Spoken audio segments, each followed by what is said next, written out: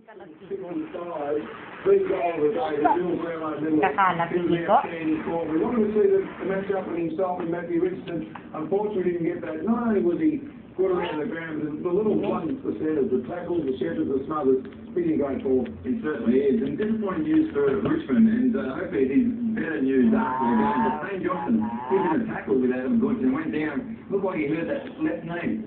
Well, Direct ko kila tita mo. Hindi naman nagarabay si tita eh.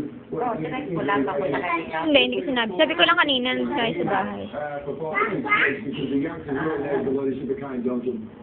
Yeah, I mean, very Hindi ka na disappointing. baka naiinitan lang sa bahay. Naka-aircon yan. Today, I'm not sure Terry Wallace will pull some good bits out of it. There was a lesson in intensity. I just saw in the second half. The loss was really comfortable with it. One of the best Ferris last year, Nathan Fowler.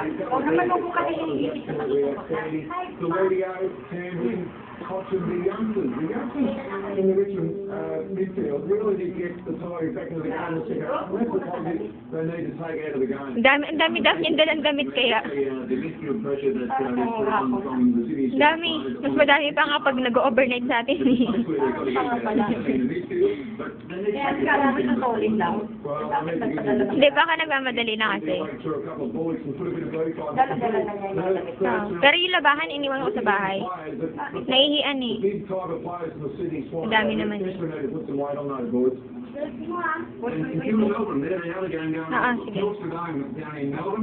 Sige. Huwag ka magkakalat.